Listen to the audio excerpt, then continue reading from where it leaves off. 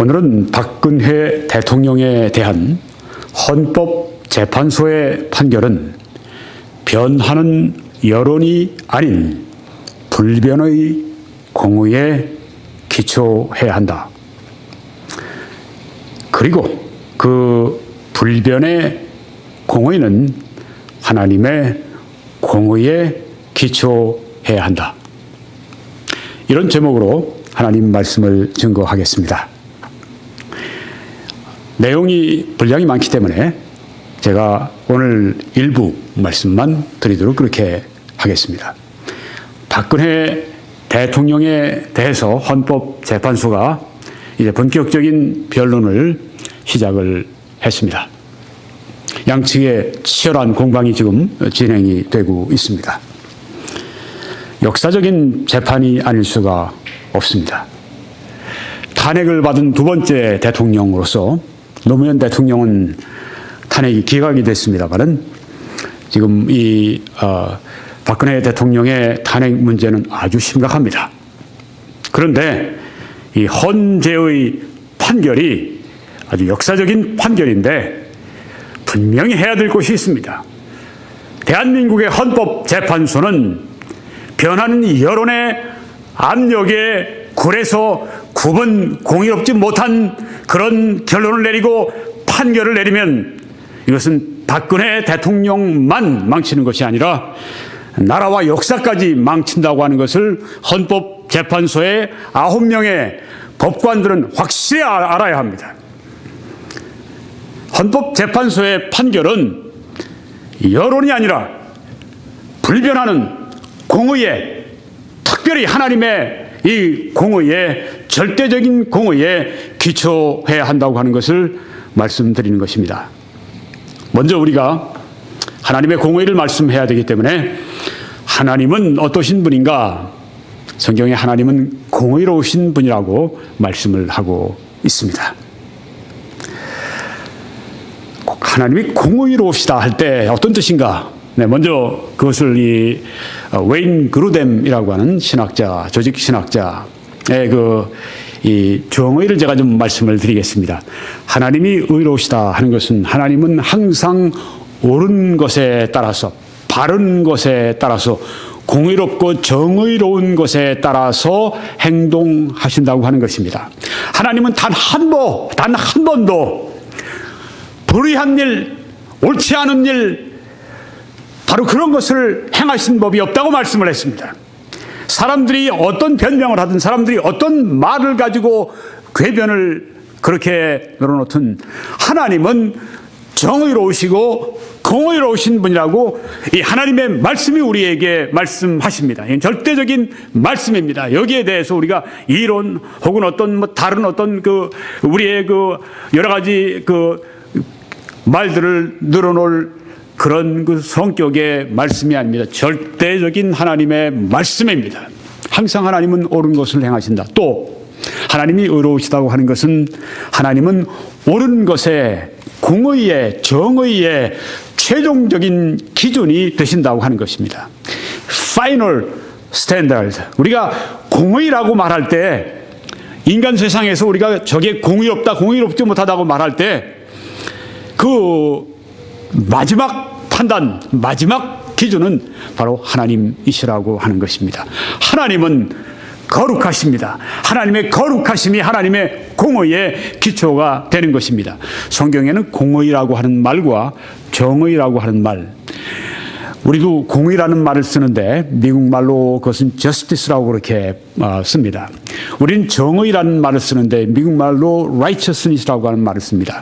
좀 약간 뉘앙스가 다른데요. 하나는 좀 법적이고 또 하나는 또 좀 도덕적이고 좀 둘 다 비슷하지만 그런 뉘앙스를 우리가 가지는 용어를 쓰는데 성경에서는 이 둘을 함께 이렇게 공통적으로 사용을 합니다. 그래서 하나님의 공의, 하나님의 정의 다 마찬가지로 사용할 수가 있습니다. 하나님의 공의는 무엇인가? 하나님은 항상 옳은 것에 따라 행동하신다.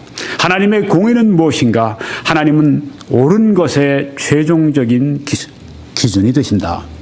그것입니다. 이제 성경 말씀을 보면 신명기 32장 4절에 그는 하나님은 반석이시니 그가 하신 일이 완전하고 그의 모든 길이 정의롭고 진실하고 부당함이 없으신 하나님이시니 공의로우시고 정의로우시다.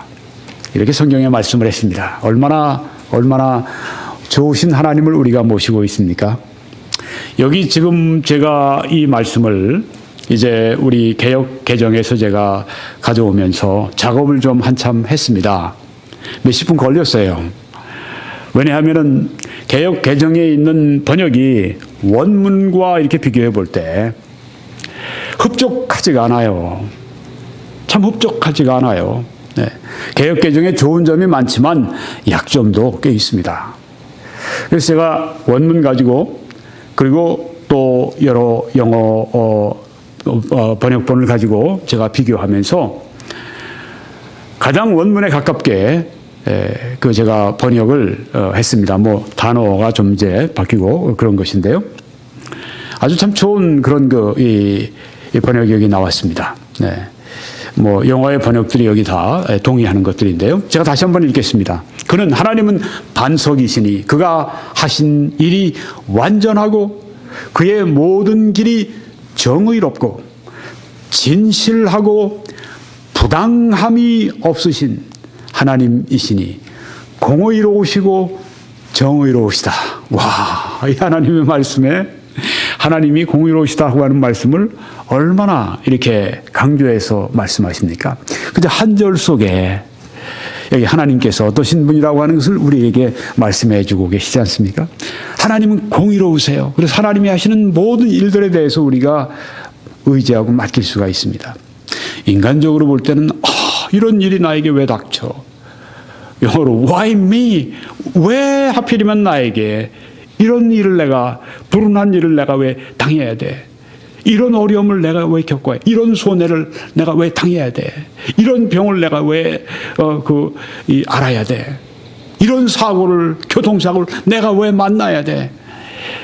하나님은 왜 나를 이렇게 대하시나? 그렇지만 우리는 이 말씀을 통해 볼 때 하나님은 그 모든 일에 있어서 완전하시고 진실하시고 공정하시고 부당함이 없으시고 정의로우시고 공의하시다고 하는 것을 이 말씀을 통해 볼 수 있습니다. 그래서 그리스도인들은 로마서 8장 28절 말씀이 아주 중요한 우리의 그 지팡이 같은 단어가 되어야 됩니다. 하나님을 사랑하는 자 곧 그 뜻대로 부르심을 입은 자들에게는 모든 것이 합력하여 선을 이루어 주신다는 그 말씀입니다. 하나님이 그렇게 모든 일이 자연적으로가 아니라 하나님이 그 모든 것을 합력하여서 우리에게 선을 이루어 주신다. 그런 의미의 말씀입니다.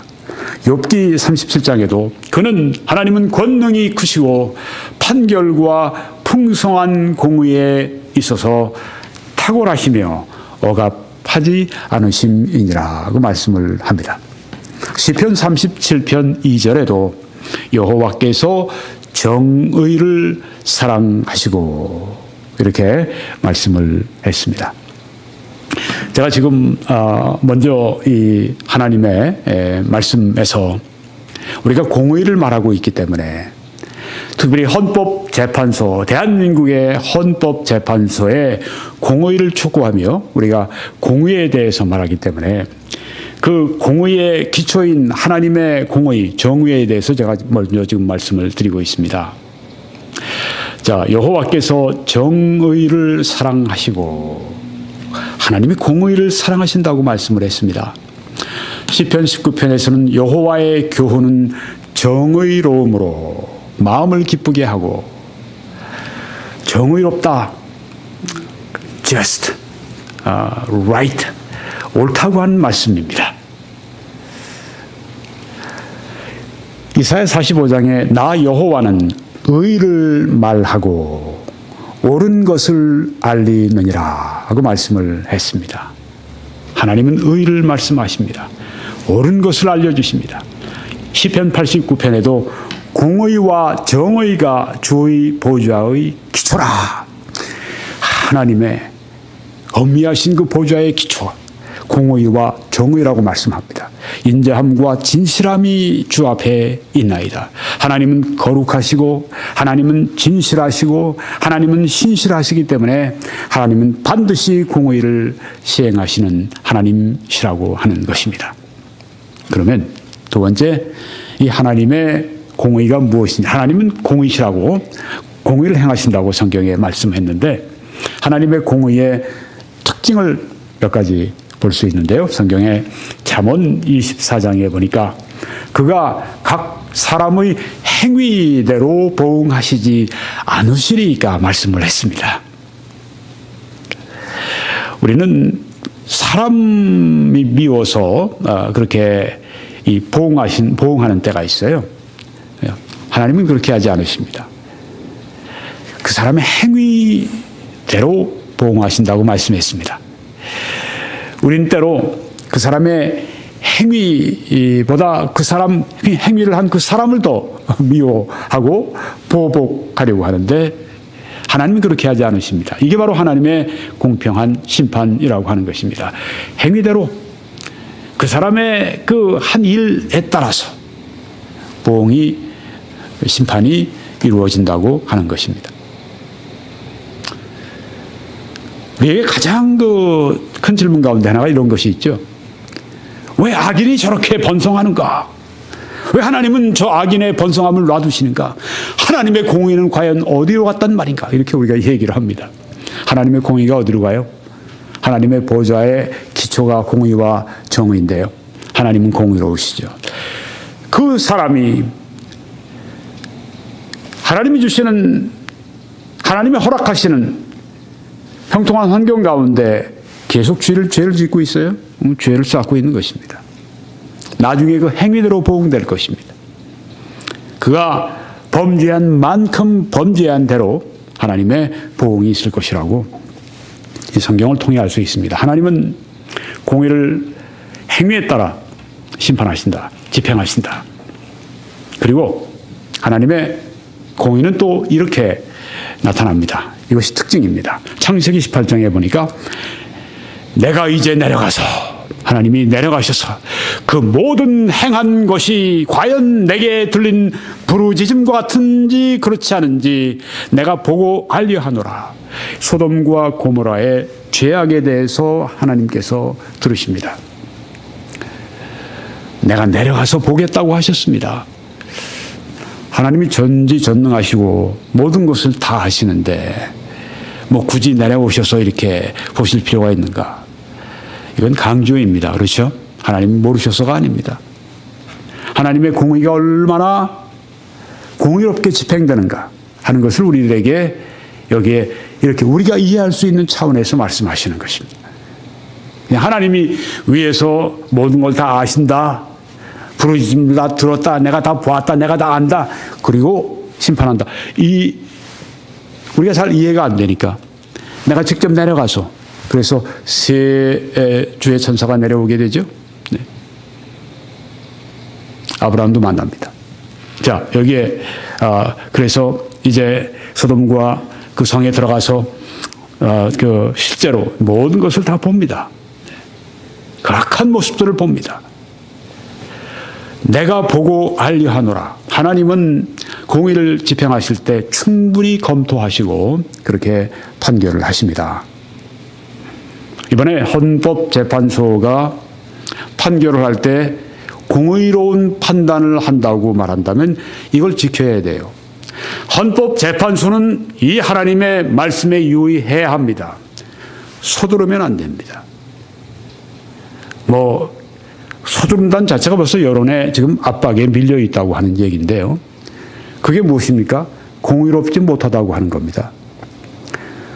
급할수록 어떻게 돌아서 가는 말이 있지 않습니까? 네.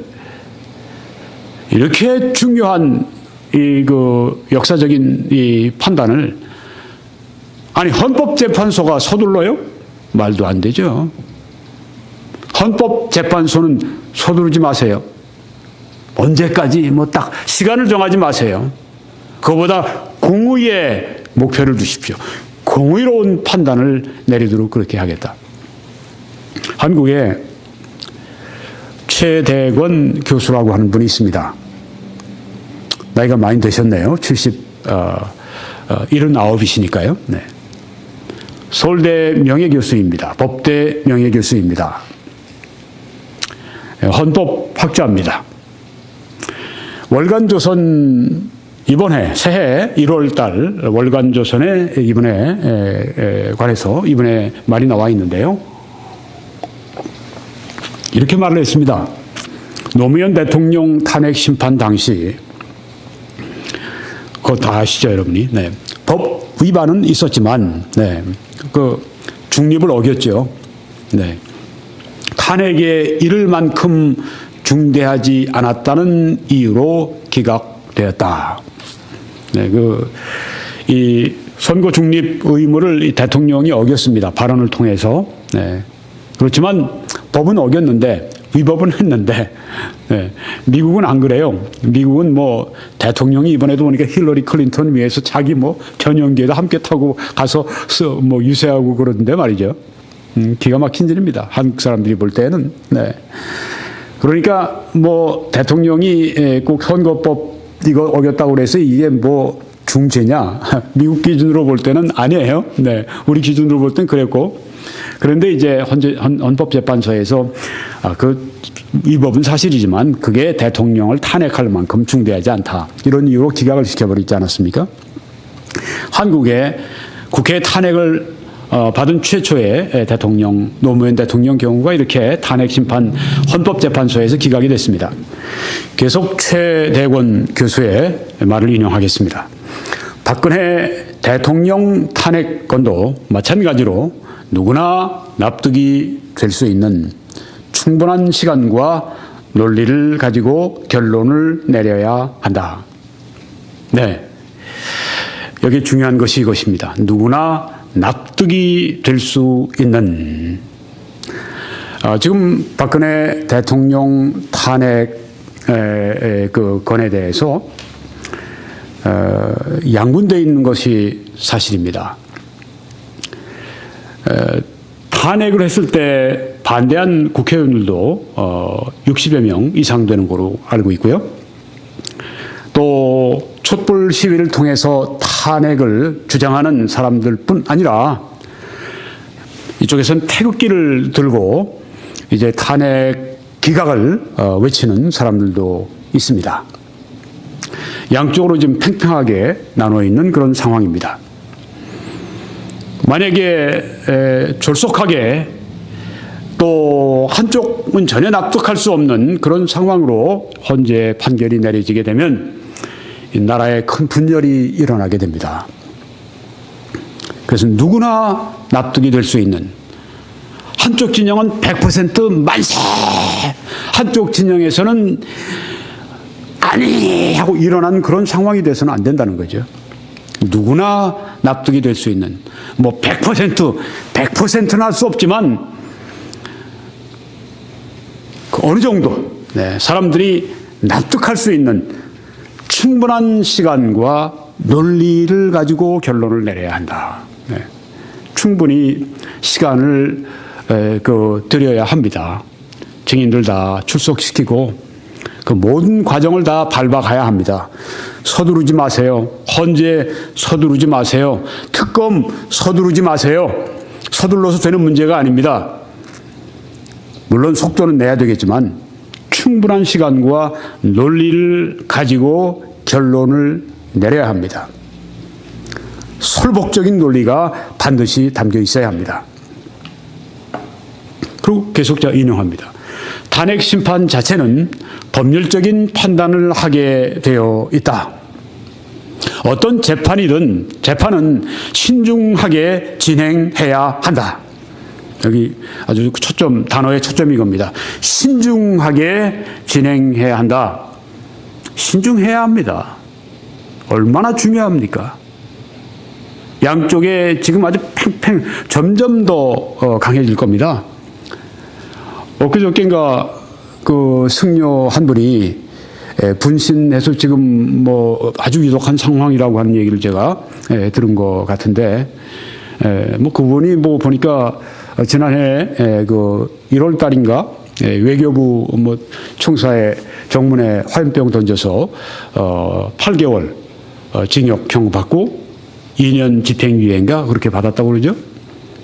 근데 이번엔 분신을 했어요. 뭐라고 했는가 하면은 그 내란 사범 박근혜를 체포하라. 그러고선 그 몸에 불을 휘발유를 자기 몸에 끼워 넣고 그다음 불을 지른 겁니다. 자기 몸에. 대단히 불행한 사건입니다. 그 참 빨리 그 생명이 위독한 것이 아니라 살아나기를 간절히 소원합니다. 참 정말 안타까운 일입니다. 뭘 말해주는가? 물론 저는 반대입니다. 네. 왜 분신을 합니까? 왜 자살을 해요? 이런 상황에. 민주적인 절차를 통해서 우리가 해나가야지. 왜 자살을 합니까?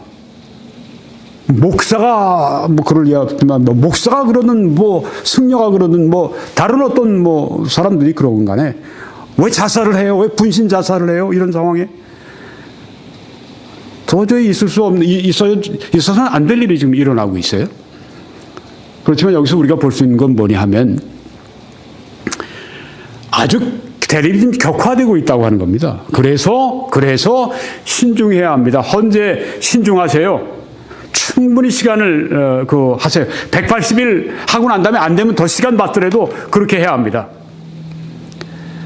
절대로 여론에 제가 인용을 하겠습니다. 최 교수. 절대로 여론에 밀려서 졸속으로 판단해서는 안 된다. 네. 이 염려가 되니까 이런 말을 한 거예요.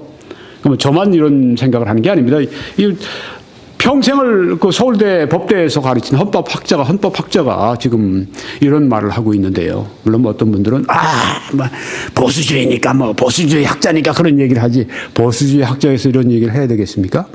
차라리 이런 것은 이 좌파 그 학자들이 이런 말을 해야 돼요. 균형을 맞춰야죠. 학자들이라는 사람들이, 교수들이라는 사람들이 여론 거기에 함께 합류해가지고 빨리빨리 해야 된다. 이러면 학자, 교수 자격이 뭐가 있어요?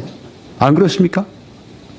이거 뭐 우파 학자, 우파 교수가 헌법학자가 해서 이게 맞고 그런 게 아닙니다. 좌파 학자가 이런 얘기를 할 수 있어야 돼요. 절대로 여론에 왜? 법률가 아닙니까? 법관 아니에요.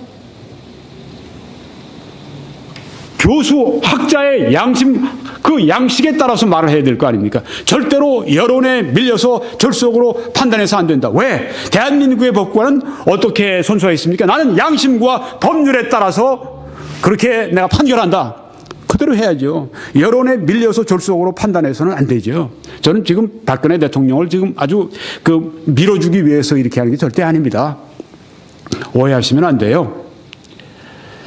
저는 성경주의자로서 이런 발언을 지금 하고 있습니다.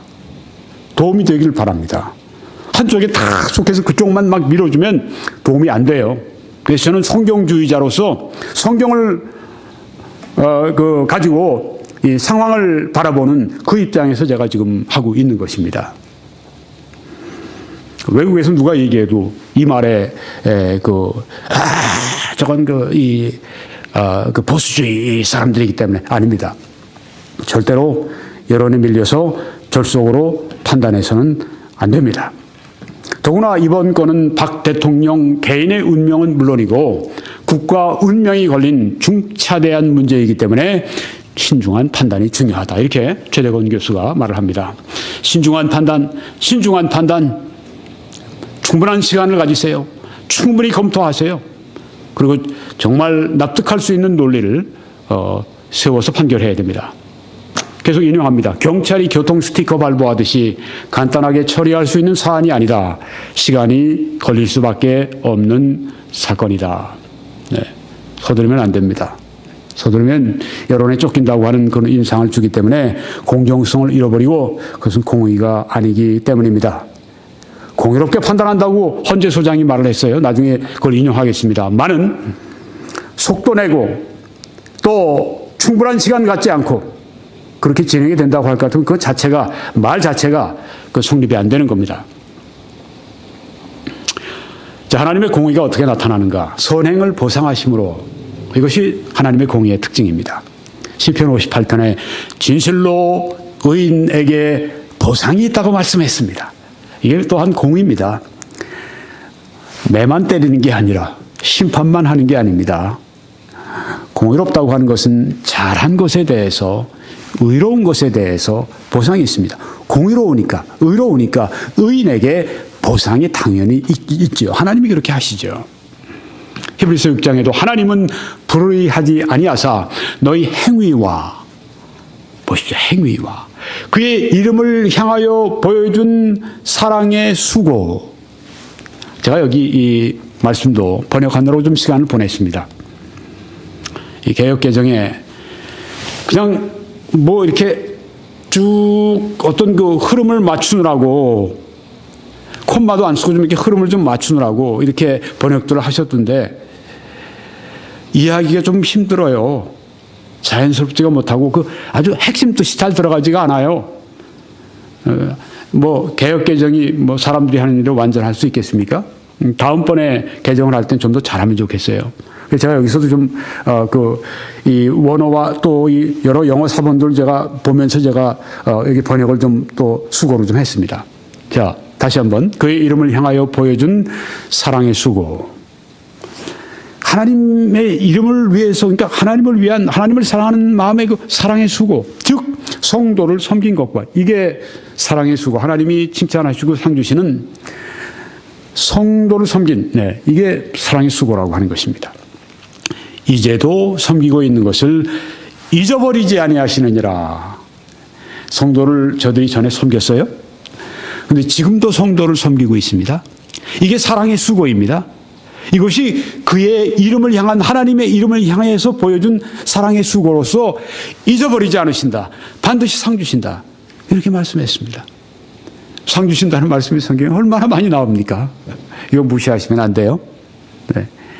내가 꼭 상 받겠습니다. 너무 이기적인 그런 마음보다도, 네, 하나님이 주시는 거룩한 상, 또 하나님이 우리에게 이렇게 뭔가 좀 동기로 주신, 네, 그 더 잘하라고 하는 동기로 주신, 이거 하나님의 거룩하신 말씀이고 하나님의 거룩하신 뜻인데 우리 받들어야죠.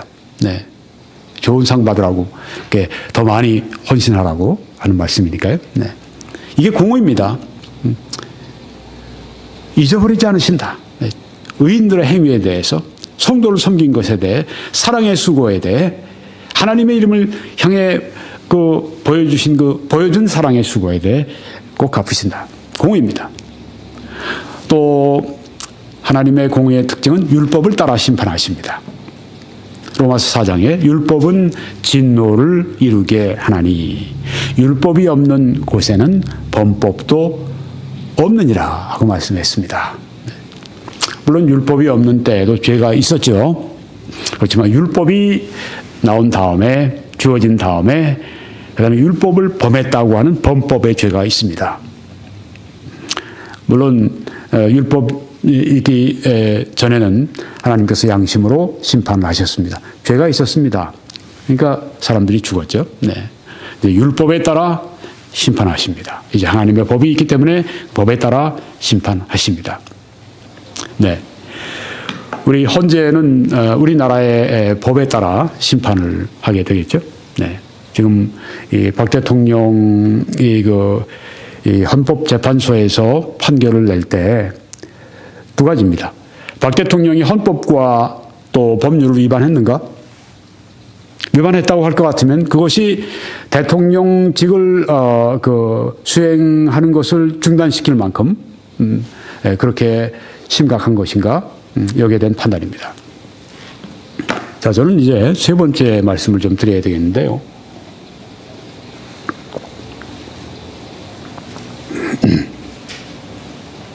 거짓을 양산하는 언론과 거짓을 쉽게 수용하는 사회. 바로 지금 오늘 우리의 현실을 말하고 있지 않습니까? 언론이 요새 쏟아내는 걸 보면 쓰레기 같은 것들이 참 많아요. 그래서 이 신문 보는 일에 대한 열정이, 저는 신문 굉장히 열심히 읽는데 전처럼 그렇게 즐겁지가 않아요. 거짓말, 거짓된 소문들 갖다가 그냥 얘기해서, 아까 그 승려 한 분이 64세인가 되는 분인데, 그렇게 물론 불교에는 또 뭐 그런 나름대로의 어떤 그 신념이 있고 철학이 있고 믿음이 있으니까 이제 그런 분신도 하고 그렇게 하는데, 여하간에 그 좋게 생각할 사람은 아무도 없습니다. 아마 불교에서도 종단에서도 그거 잘했다고 할 사람 아무도 없을 거예요. 내란 사범 박근혜를 체포하라. 아주 굉장히 그 극단적인 그런 이 발언을 했고, 그런 마음으로 가득 차 있었어요. 그러니까 뭐 중생을 구제한다고 하는 그 승려의 그런 기본 자세가 전혀 아니라 나름대로 뭐 화가 난 겁니다. 내란 사범, 그 박근혜에 대한 미움이 그냥 머리끝까지 받친 거예요. 그걸 어떻게 표현을 못하니까 그냥 분신 자살을 소동을 한 건데, 이렇게 한 이 책임이 누구에 있습니까? 물론 본인에게 있죠. 64세나 된 분이니까. 네. 그렇지만 그렇게 만든데 언론이 큰 기여를 했습니다. 언론은 책임져야 돼요. 어떤 사람은 박근혜가 그렇게 만들었다고 박근혜 대통령 아주 그냥 그 증오하는 게 대단하더군요. 사람들이. 네. 근데 사람들이 왜 그렇게 증오합니까? 그 이유 가운데 하나도 언론이 바로 그렇게 만들었어요. 왜요? 거짓말들을 사실처럼 확인도 안 하고 그냥 얘기합니다. 그리고서 거짓을 또 쉽게 수용을 해요. 그게 마치 사실처럼 확인해 봤어요? 확인해 보지도 않았어요. 심지어 그게 거짓이라고 얘기해도 막 믿어버리는 거예요. 여러분, 그 댓글이 저 이제 설교하고 난 다음에 올라오지 않습니까? 무슨 얘기가 있는가 하면 이런 얘기가 있어서 제가 지워버렸는데,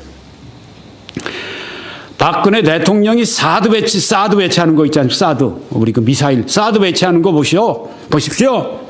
박근혜 대통령이 그 국정교과서 그거 채택한다고 하는 거 보십시오. 미치지 않고야 어떻게 이게 가능합니까? 무당에게 홀려서 하지 않고야 어떻게 이게 가능합니까? 이게 말이 되는 이야기입니까? 아니, 그럼 사드 배치하자고 하는 사람들 한국에 얼마나 많이 있어요?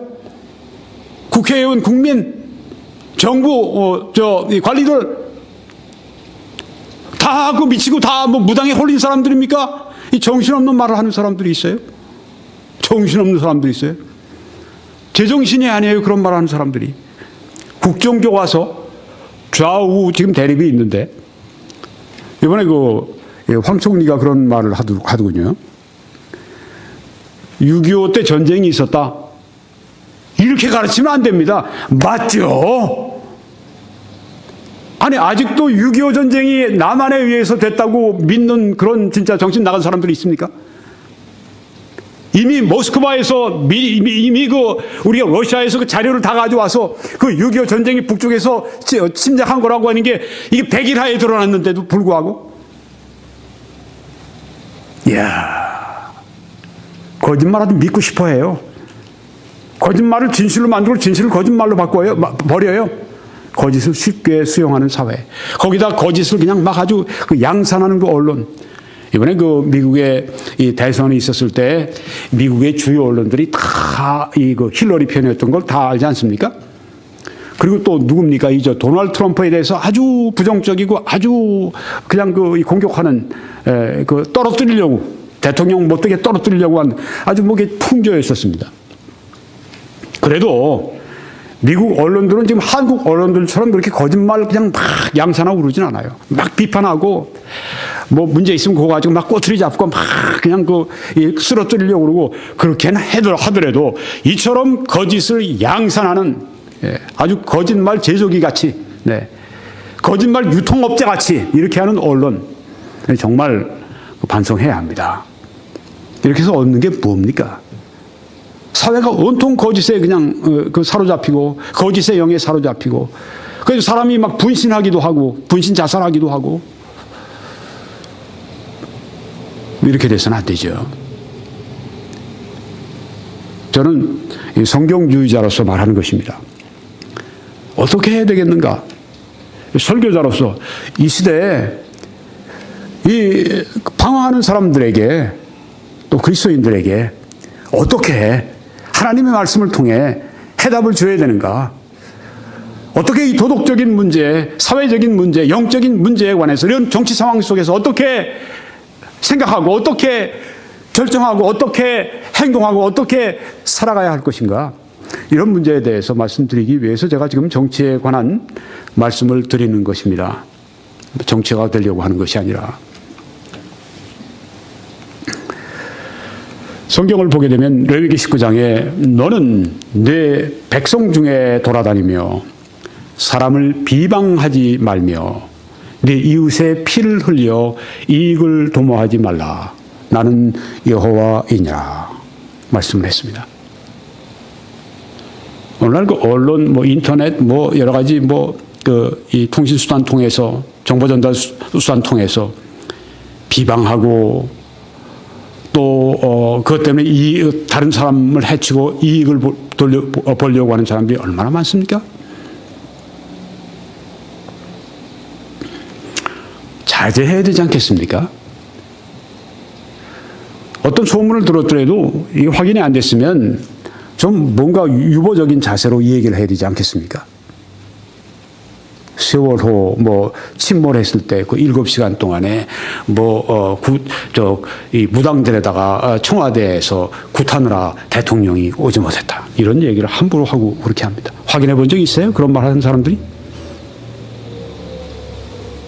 나쁜 사람들이. 확인도 안 해보고 추정을 사실로 비방하고 돌아다니고 너는 네 백성 중에 돌아다니며 사람을 비방하지 말며 내 이웃의 피를 흘려 이익을 도모하지 말라. 나는 여호와니라. 이것은 언론에게도 해당이 된다고 하는 것입니다. 한국 언론들이 들어야 합니다.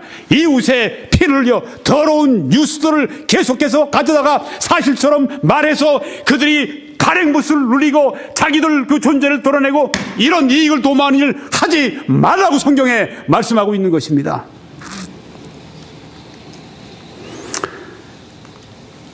지금 여러분이 보시는 이 사진의 왼쪽에 이 조선일보 사옥이 있습니다. 광화문에 있죠. 조선일보가 이 보수주의 신문에 아주 대표같이 그렇게 인식이 되어 왔었습니다. 저는 해외 생활 지금 한 30년 이렇게 하는 동안에 무엇보다 조선일보, 조선닷컴을 제가 많이 보았습니다. 제가 조선일보를 참 좋아했어요. 조선일보에 그렇지만 요새 현재 행태를 보니까 많이 실망이 됩니다. 구독자들이 많이 끊고 그런다는 얘기를 들었는데요. 이 조선일보 관계자들이 여기 있으면 잘 들으십시오. 나는 조선일보의 반대자가 아니었었습니다. 조선일보의 아주 애독자였었습니다. 해외 거주하면서 계속 조선일보를 애독했습니다. 인터넷을 통해서. 여러 가지 좋은 게 참 많이 있었어요. 요새 행태는 많이 실망을 줍니다. 조선일보가 좀 바뀌어야 합니다. 박근혜 대통령을 반대하는 거 좋아요. 그의 문제점을 지적하는 거 좋아요. 아니, 좋은 게 아니라 해야 돼요. 권력을 견제하는 기능을 언론이 해야 돼요. 그렇지만은 박근혜 대통령의 잘못을 얘기하는 것뿐 아니라 또 박근혜 대통령을 음해하는 것들에 대해서 또 박근혜 대통령을 좀 우리가 정확하게 읽기 위해서 이해하기 위해서 그런 기사도 내야죠. 그런 기사는 안 내요. 왜 그럽니까? 조선일보가 왜 그래요? 뭐 억한 심정이 있습니까? 대통령을 아주 그냥 끌어내려야 되겠다고 작심을 했어요. 보니까. 자, 그래도 조선일보가 여전히 그래도 좀 다른 점이 있어요. 바로 이런 점입니다. 터치코리아라고 하는 그 기사가 나왔는데 그럼에도 사악해지지 말자. 박은주 기자. 제가 이 기자의 글을 좋아합니다. 잘 읽어요. 네. 박 기자가 역시 그래도 그래 낫구나 하는 생각을 제가 또 가지게 됐습니다. 네. 뭐 2017년 1월 7일 날, 새해 1월 7일 날 기사니까 뭐 얼마 안 되죠. 네. 1일 전에 그런 기사입니다. 제가 인용을 하겠습니다.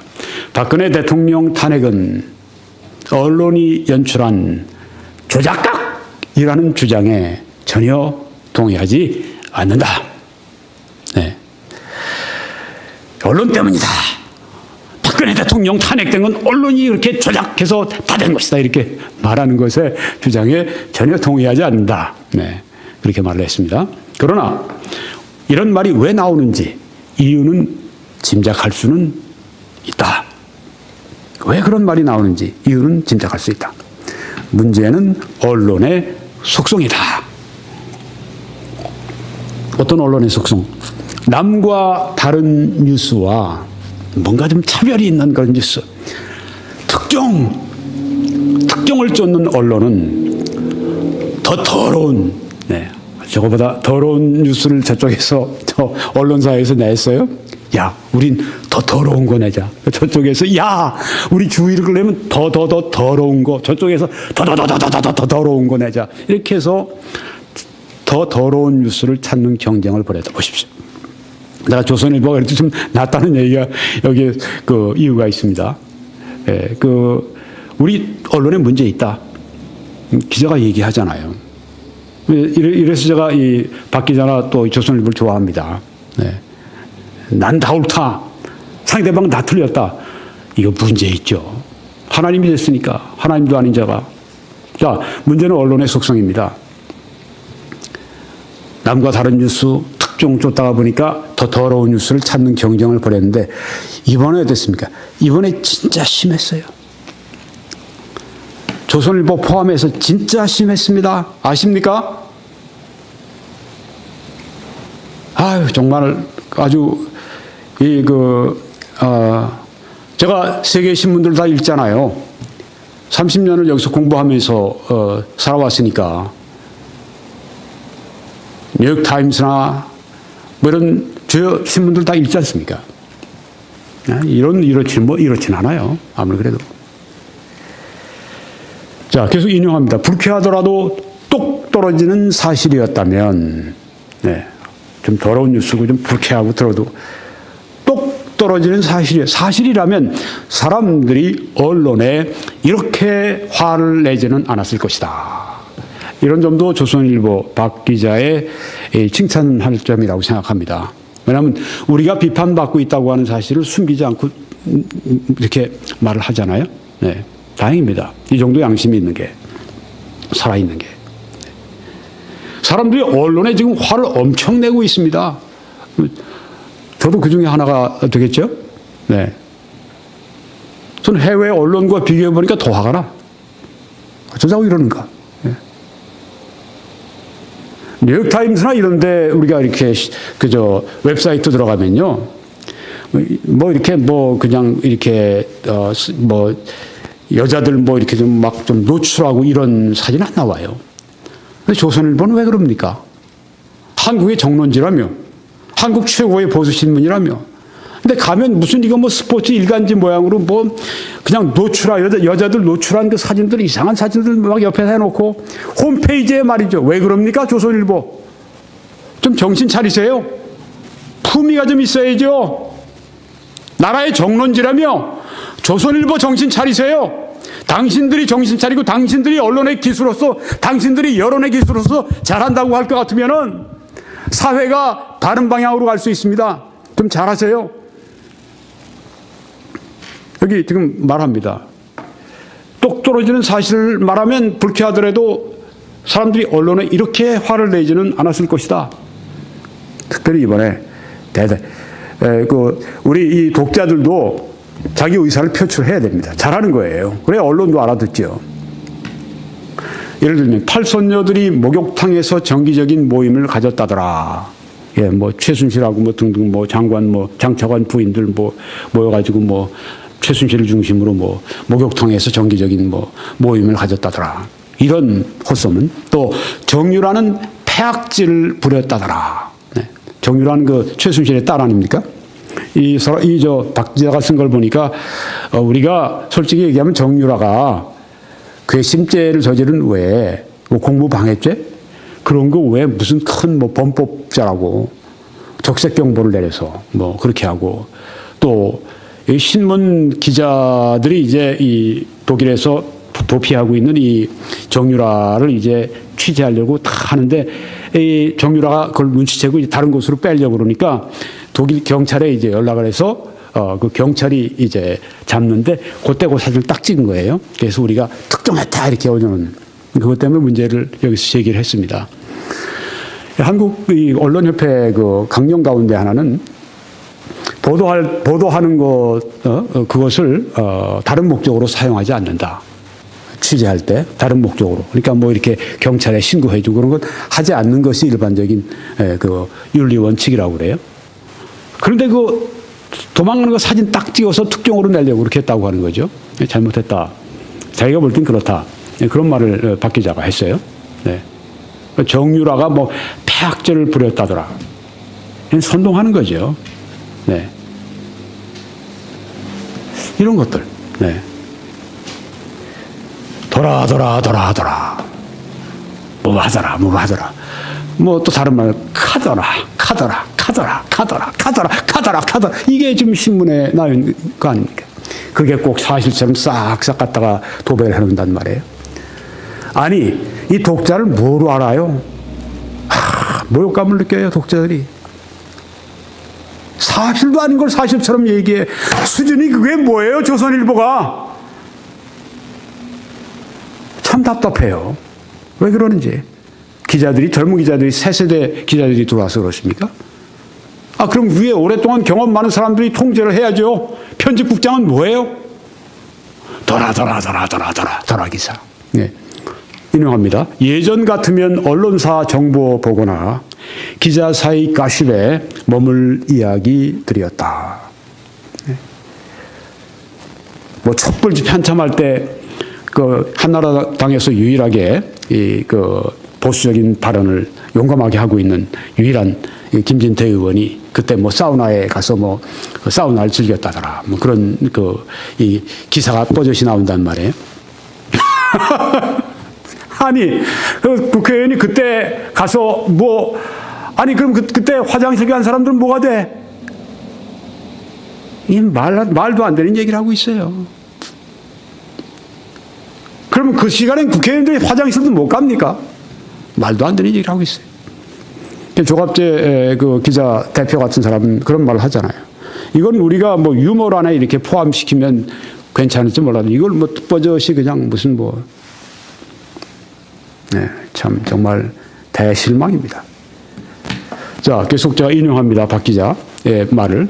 대통령이 연루된 거대 사건을 파헤치기 위한 불가피한 반칙이라 항변하거나, 네, 어떤 사람들이 그렇게 정유라 도망치는 거 독일 경찰에 알려가지고 하고 취재 목적이 아니었죠. 네. 보도만 하려고 하는 목적이 아니었죠. 찔렀잖아요. 혹은 이런 팔선녀들이 모여서 목욕탕에서 모여서 정기적인 모임을 했다. 이런 얘기들이 대통령이 연루된 거대 사건을 파헤치기 위한 불가피한 반칙이다 이렇게 항변하거나 정의를 구현하는데 그깟 기준이 대수냐고 말하는 이들이 있다. 정의를 우리가 구현하는데 그 좀 반칙한다고 그게 무슨 문제야? 이렇게 말하는 사람들이 있다는 얘기예요.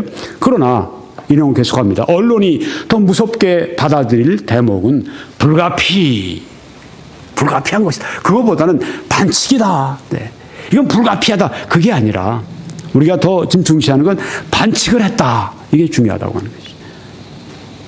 박 기자는 그게 더 중요하다는 거죠. 반칙하지 말아야 된다. 불가피하다고 말하기 전에 반칙하지 말자. 네. 정의 역시 매우 자의적 단어다. 계속 인용합니다.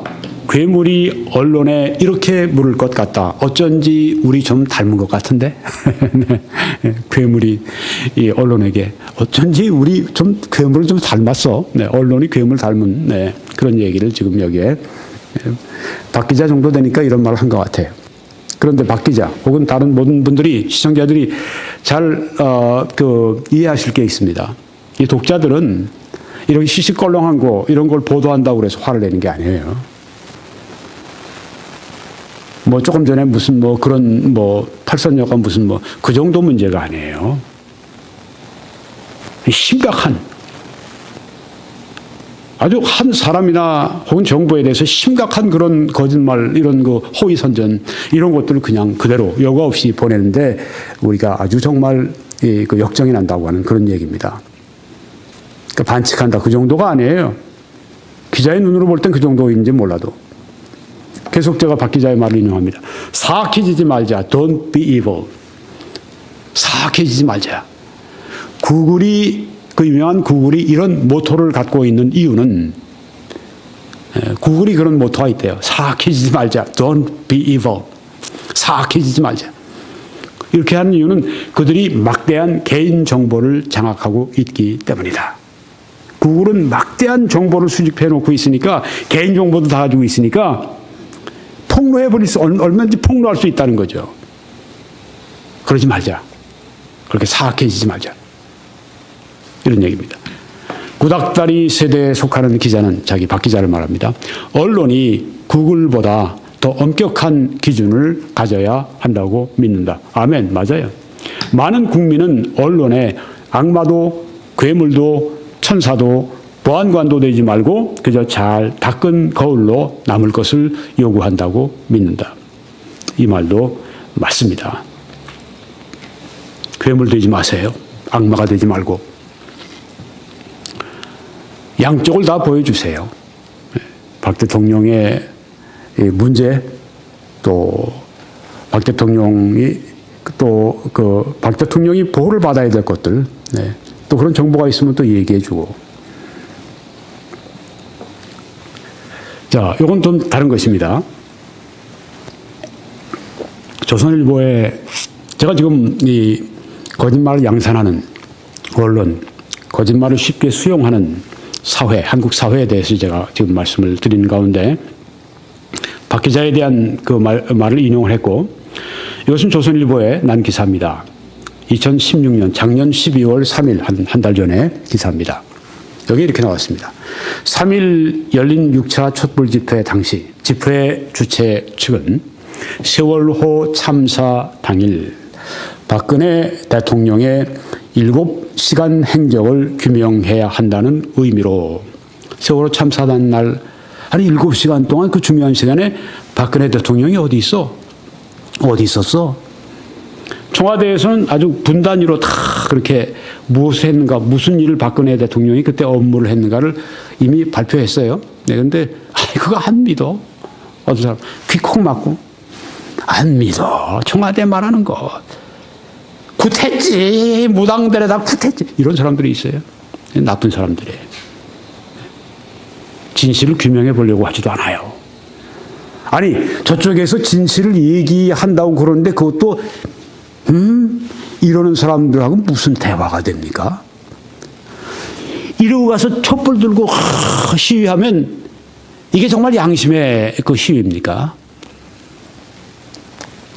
이번에 그 촛불 시위가 아주 평화적인 시위였다고 그러고 그 보수주의자로 유명한 또 보수주의라면 또 본인이 또 싫어하니까 김동길 교수 같은 이분은 이제 다들 보수주의자라고 얘기하는데 본인은 또 그렇게 원치 않는데 자기는 자기 진보라고 얘기를 하는데 하여튼 이분은 그게 예술이 아니었습니까? 촛불 집회 평화롭고 우리의 국격을 보여주는 것 아닙니까? 물론 예전에 때려부시고 그냥 막 경찰 막 그냥 폭행하고 그런 거에 비해서는 이번 촛불이 한결 낫죠. 네, 그럼요. 그런데 경찰차가 50대가 부서졌다고 그러더군요. 경찰 3명이 부상당했고 평화 집회라고만 얘기할 수가 없어요. 게다가 길로틴 단두대까지 아주 만들어서 이렇게 끌고 나왔더군요. 그리고 아주 박 대통령 사약 먹이는 장면을 아주 그냥 그 연출해서 연극으로 막 보여줬더군요. 안 먹으려고 그러는데 막 사약을 쏟아놓는 그런, 참 잔인해요. 그게 평화 집회입니까? 애들, 요만한 애들, 초등학생 애들, 걔네들한테 볼을 줬는데 볼에 그냥 이정현 대표 무슨 뭐 하여튼 최순실이 이런 그 사람들 얼굴 들여놓고 그거 볼 차라고 합니다.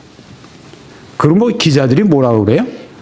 해악이 넘친 무슨 뭐 광장, 웃기는 얘기 하지 말아요. 웃기는 얘기. 그게 해악입니까? 애들한테 그렇게 할 수 있어요? 아니, 그 자기 나라 정치 지도자 그 얼굴 거기다 그 눈도 있고 뭐 입도 있고 코도 있고 그 동그랗게 그려놓고 그걸 뻥뻥 차라고 그래요? 정신 나간 어른들이죠. 그런데 왜 애들 데려나가요? 유모차를 끌고 가. 어른들만 나가서 해도 되는데. 이게 평화 집회입니까? 길로틴까지 가져와서 말이죠. 옛날에 아주 그냥 프랑스 혁명 그때 살벌하던 공포의 그때 그 모습을 연상시켜줍니다. 아주 그 뒤에 아주 칼 품은 그런 모습이 여기 보여요. 물론 대다수의 촛불 집회 참여자들은 다 그 권력의 부패에 항거하는 그런 면이 있었어요. 그걸 제가 다 매도하지는 않습니다만은 전적으로 평화 집회였다고 얘기하는 건 사실이 아닙니다. 그리고 언론의 그런 이 여러 가지 그 영향 때문에 그 잘못된 정보를 가지고 흥분해서 나온 사람들도 많이 있다고 저는 생각이 됩니다. 자, 그래서 다시 돌아가서 이 말을 제가 인용하겠습니다. 오후 7시 정각에 참가자들이 일제히 촛불을 소등하는 행사를 진행했다. 예, 오후 7시 정각에 다 촛불을 껐어요. 세월호 그때 7시간 그때 대통령 어디 있었는가 규명하라. 그것 때문에요. 그런데 이를 중계하던 방송 카메라에 미국 대사관 8층 창문에 불빛이 사라졌다가 다시 켜지는 듯한 모습이 찍혔다. 나중에 조작됐다고 누가 얘기를 하더라고요. 일부 네티즌은 이 영상을 인터넷상에 배포하며 미국이 박 대통령의 퇴진을 간접적으로 요구한 것이라고 주장했다. 미국 대사관이 광화문에 있으니까 촛불 소동할 때 뭐 8층에 뭐 이렇게 꺼졌다가 함께 뭐 다시 켜주고 뭐 그런 어떤 나중에 조갑지 기자는 이게 다 조작된 것이다. 누가 이렇게 사진을 조작한 것이다. 이렇게 말을 하는데요. 그리고 미국도 봐라. 박 대통령 나가라고 내려오라고 지금 퇴진하라고 말하는 것이다. 미국도 지금 얘기하는 것이다. 미국 대사관이 할 일이 없어서 그런 얘기를 합니까? 그런 일을 합니까? 정신 나간 소리를 하고 있어요. 그걸 또 믿어요? 그걸 또 보도해요? 조중동 같은 그 신문들이 말도 안 되는 얘기를 하고 있어요, 지금. 아니, 한국 대사관이 밖에 나가서 지금 대사관이 뭐 거기 앞에 촛불 집회가 뭐 베이징이나 이런 데서 혹은 뭐 동경이나 혹은 뉴욕에서 열렸다고 합시다. 그걸 대사관이 함께 참여해요? 무슨 얘기를 하고 있습니까, 지금? 아, 정말 안타까워요. 미국 계속 제가 인용합니다. 조선일보 기사입니다. 미국 대사관 측이 4일까지 공식 입장을 내놓지 않으면서 이런 해석은 확산됐다. 하지만 미국 대사관 측이 이날 공보실을 통해 소동 행사 동참서를 공식적으로 부인하면서 이 논란은 해프닝으로 끝나게 됐다. 진짜 아주 희극 중에 희극이 발생한 것입니다. 근데 이런 것을 이 정론지라고 하는 데들이 막 보도를 해요. 사실 확인도 하지 않고. 미국 대사관에 확인도 하지 않고. 미국 대사관이 나중에 항의를 했죠. 아니, 어떻게 이런 보도를 하는데 우리한테 확인도 안 해보고 이런 보도를 하느냐. 언론사가 보도하면서 한 언론사도 확인해 본 적이 없대. 그러니까 언론이 욕을 먹죠. 조선일보가 욕을 먹죠. 그리고 나중에 이 언론 사들이 이제 이렇게 공식적으로 우리는 참여하지 않았다는 얘기를 했는데 자기들이 오보를 내고 난 다음에도 그 다음에 또 정정도 안 해. 미국 대사관이 이렇게 그 소중행사 동참하지 않았다는 미국 대사관 측의 말도 안 해요. 이게 뭡니까? 일방적으로 나쁜 이야기니 박 대통령 끌어내리자는데 지금 한 목소리 내고 있는 거 아니에요. 그러지 말라는 얘기입니다. 양쪽을 다 이렇게 보여줘서 우리 독자들이, 우리 시민들이, 우리 국민들이 결정하도록 그렇게 하라는 말이죠. 여러분 조작하지 말고. 자, 이번에 1월 6일 날, 지난 며칠 전이죠. 변론이 이제 헌재에서 있으면서 거기에서 있었던 그 변론입니다. 박 대통령 측 서석구 변호사가 보충 발언을 신청하면서 양측 분위기가 한층 가열됐다. 서 변호사는 소크라테스도 예수도 군중 재판으로 십자가를 졌다. 네. 이 바라바는 살려주고 예수를 십자가에 못 박아 죽여라. 이런 그 유대인들의 군중이 있었죠. 네. 그것 때문에 빌라도도 아무 잘못이 없는 걸, 예수님이 아무 잘못이 없는 것을 알면서도 예수님을 십자가로 보내는 일을 했습니다. 네, 지금 이제 그 얘기를 하는 겁니다. 예수도 군중재판으로 십자가를 졌다며 국회가 탄핵 소추 사유로 주장하고 있는 촛불 민심은 국민의 민심이 아니고 촛불 집회 주도 세력은 민주노총이라고 했다. 그는 대통령을 조사하지도 않고 공범이라고 단죄하는 나라는 이 지구상에 없다면서. 그렇죠. 이 말은 맞죠. 네. 검찰이 조사도 해보지 않고 공범이라고 단죄를 했어요. 기원전 함무라비 법전도 피의자 무죄 주장 권리를 보장하고 있다고도 했다. 네. 고대 법전도, 네. 피의자가 아직 조사 완전히 받지 않았으면 아직까지는 죄가 있다고 얘기해서는 안 된다. 그런 얘기죠. 물론 이제 박 대통령이 검찰의 조사에 응하지 않은 것이 또 문제가 될 수 있어요. 그렇지만 그 특검이 있고 또 그 검찰이 일방적으로 지금 이 잘못된 주장을 하고 있다 생각하니까 또 안 했던 것 같아요. 여기에 대해서 1월 6일 같은 신문에 이런 얘기가 났습니다. 강천석 칼럼. 이분 제가 글을 참 좋아하는데 나를 밟고 지나가라 이런 글을 냈습니다. 여기에 대해 비판했습니다. 대통령 대리인들이, 그러니까 소속구 변호사가 헌재 법정을 군중재판으로 예수를 십자가에 못 박은 빌라도의 법정에 빗대어 말하는 것은 중대한 탈선이다. 이럴수록 보수의 언덕은 산사태 만난 듯 허물어진다. 이렇게 되면 보수들이 더 어려워진다. 더 오해도 받고 억지를 부린다. 억지 보수다. 보수는 억지다. 보수주의가 힘들어지는 걸 왜 모르느냐. 점잖게 좀 꾸짖은 거예요. 근데 여기서 문제가 있어요. 지금 조금 전에 예수 그리스도께서 군중재판 받았다고 하는 그 얘기는 헌재에서 그렇게 받았다는 얘기가 아닙니다. 강천석 씨. 굉장히 아주 그 생각이 깊고 총명한 분인 것으로 제가 알고 있어요. 네. 훌륭한 분입니다. 그런데 강천석 논설주간, 여기서 지금 서석구 변호사가 한 얘기는 헌재를 군중재판으로 그렇게 빗대어서 말한 게 절대 아닙니다. 탄핵 심판한 거, 국회에서 한 거. 또, 이 광장에서 벌인 그런 여론재판, 이걸 빗대서, 예수님의 그 십자가, 그 군중재판, 이거에 빗댄 거지, 헌재를 빗대서 말한 건 아니에요. 물론 사람들이 오해를 할 수 있어요. 그렇지만 여기서 말하는 거는 그렇게 빗댔다고 얘기하는 이건 잘못된 겁니다. 왜 이렇게 그러면 보수주의라 하는 사람들이 이렇게 하는가? 이 대통령에 대해서 벌써 마음을 딱 먹고 있기 때문에 그래요.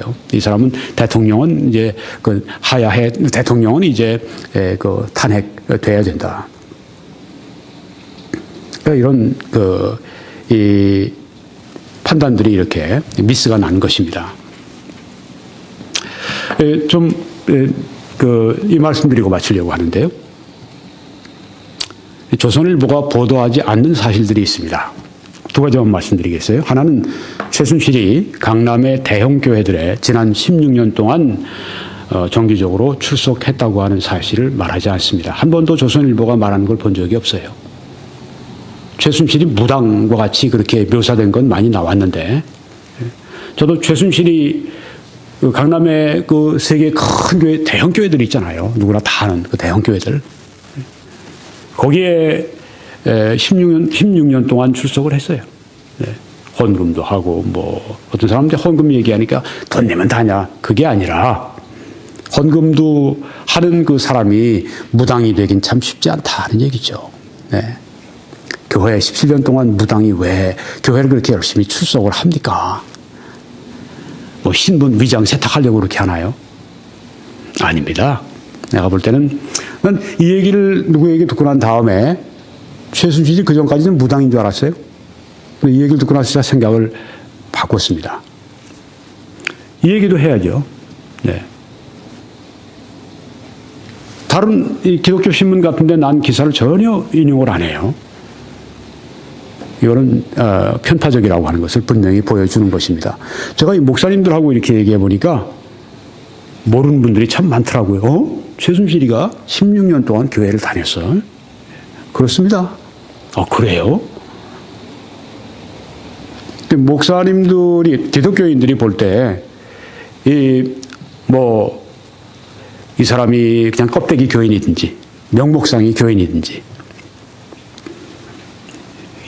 어떻든지 하여튼 16년 동안 교회에 출석했다고 하는 얘기를 들으면 무당이라고 생각할 사람들은 그렇게 많지 않을 거예요.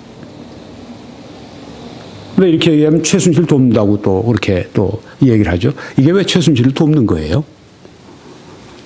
사실을 우리가 규명하기 위해서 그 필요한 정보들을 사실을 우리가 적시하는 거죠. 그러니까 이 사실을 적시하는 걸 최순실이 돕는 것이고 편파적이라고 얘기한 이게 바로 문제라니까요. 사실을 얘기도 못해요. 두 번째는 검찰과 특검이 아직도 최순실이 그 태블릿 PC였다. 이거 태블릿 PC 있지 않습니까? 그것 때문에 JTBC에서 그걸 폭로하는 바람에 이제 여기까지 오게 됐는데, 그 변희재라고 하는 그런 이 보수주의 소장파가 있어요. 아주 뛰어난 분입니다. 이 태블릿 PC를 조사해 보니까 이게 다 JTBC 그 방송국에서 다 조작을 해버린 거예요. 의혹을 하다가 지금은 이제 확정을 했답니다. 검찰에 조사 의뢰를 했답니다. 검찰이 아직까지도 조사 안 한답니다.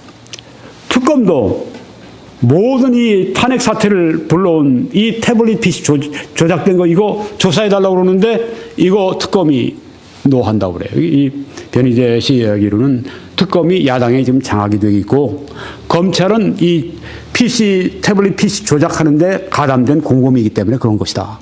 이렇게 말을 하는 걸 들었습니다. 아니, 검찰이 이런 얘기를 듣고 특검이 이런 얘기를 듣고 가만히 있어요? 대한민국의 검찰과 특검은 이런 얘기를 들어도 그냥 묵묵부답으로 지나가야 됩니까? 해야죠! 태블릿 PC 조사해 봐야죠. 자기에게 손해가 된다면 안 하려고 하겠죠. 그렇게 생각을 우리가 제3자가 할 수 있다고 하는 것입니다. 네. 하는 게 좋습니다. 그리고 조선일보 하나도 보도 안 해요. 이런 거.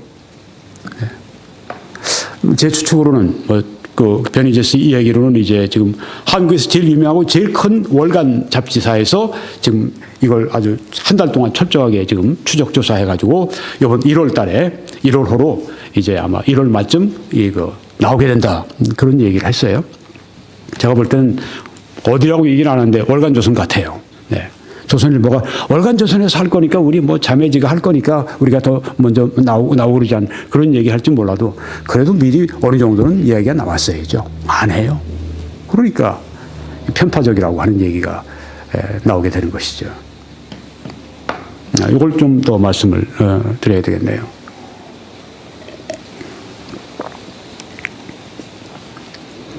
여러분들이 이 동영상을 꼭 보시기 바랍니다. 2016년 12월 23일 유튜브에 들어가셔서 조갑재 기자의 서울 강좌.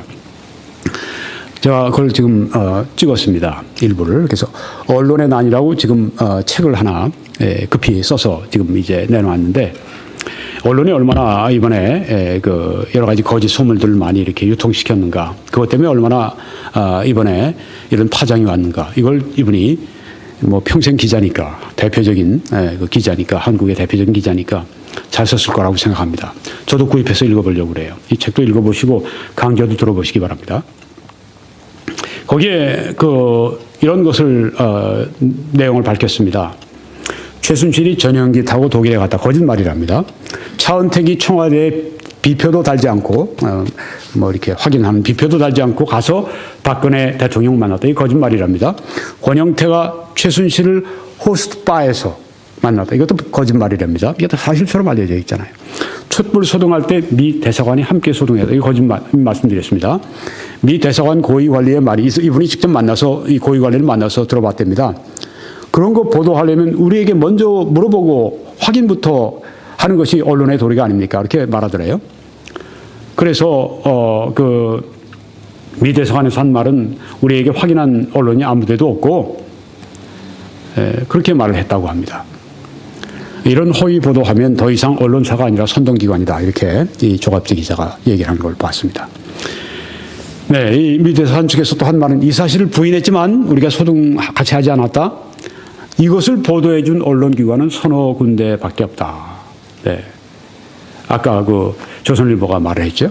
네. 오보를 한 후에 정정하지 않으면 더 이상 언론기관으로 대화하면 안 된다. 이 조갑재 기자가 말을 제대로 했습니다.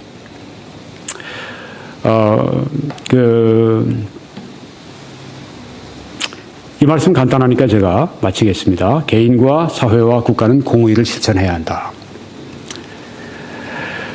성경은 우리 개인, 우리 사회, 나라도 공의로워야 한다고 말씀을 합니다. 시편에 15편에 정직하게 행하며 공의를 실천하며 그의 마음에 진실을 말하며 공의로운 개인, 사회, 국가가 되라고 말씀합니다. 시편 106편에도 공의를 지키는 자들과 항상 의를 행하는 자는 복이 있다고 말씀을 했습니다. 이사야 1장에도 선행을 배우며 공의를 구하며 억압받는 자를 도와주며 이렇게 말씀을 했습니다. 스바냐서 2장에도 여호와를 찾으며 공의와 겸손을 구하라. 너희가 혹시 여호와의 분노의 날에 숨김을 얻으리라고 말씀했습니다. 마지막으로 구원받지 않은 분들을 위해서 기쁜 소식 말씀드리겠습니다. 이사야 53장에는 그가 예수님이 찔리심은 우리의 허물 때문이요 우리의 죄 때문이요 그가 상함은 우리의 죄악 때문이라. 우리의 대신 당하셨습니다. 그가 징계를 받음으로 우리는 평화를 누리고 그가 채찍에 맞음으로 우리는 나음을 받았도다. 우리는 다 양 같아서 그릇 행하여 각기 제 길로 갔거늘 여호와께서는 우리 모두의 죄악을 그에게 담당시키셨도다. 예수님의 죽으심은 우리 대신 죽으시는 것이었었습니다. 내가 죽어야 할 자리에, 내가 받아야 할 심판의 자리에 예수님이 가신 것입니다. 예수님이 죄를 다 담당해 주셨습니다.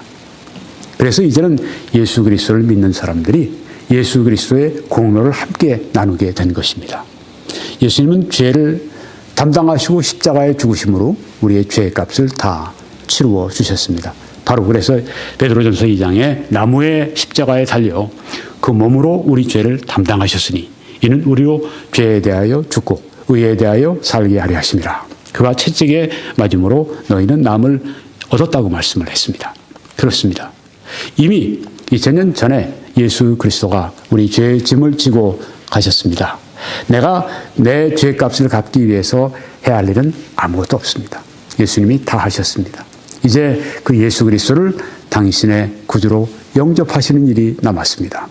회개는 마음을 바꾸시는 것입니다. 믿지 않는 데서 믿는 대로. 그리고 예수님을 구주와 주님으로 이 시간 이 기도를 따라 하시면서 영접하시기 바랍니다.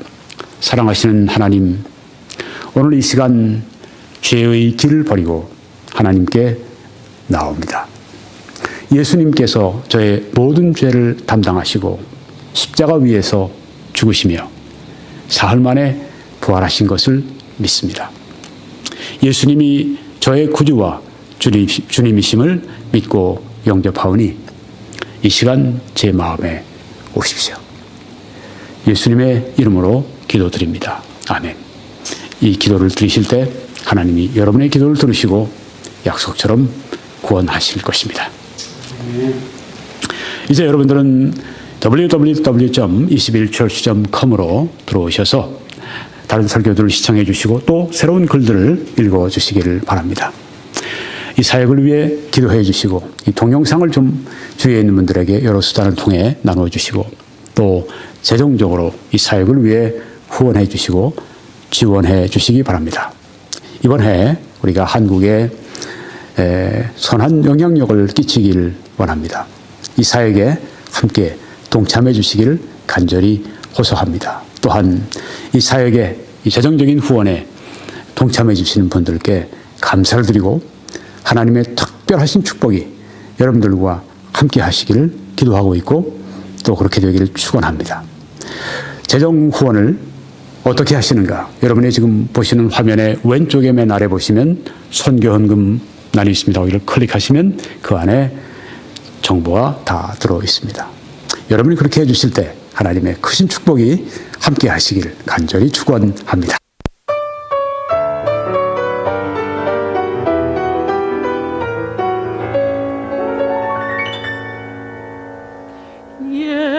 예수님에 대해 나 생각할 때 강하고 진실한 내 친구 내 생애를 완전히 바꿔줬네. 주님만이 진실한 내 친구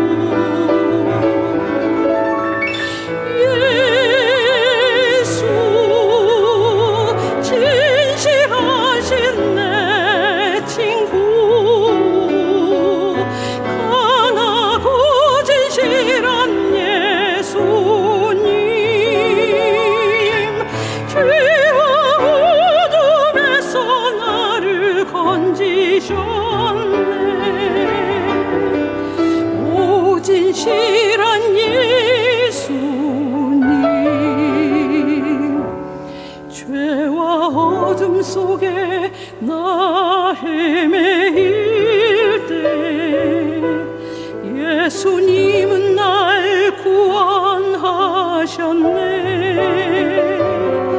강하고 인자한 팔로 안으셨네. 선하신 길로 나를 인도하셨네.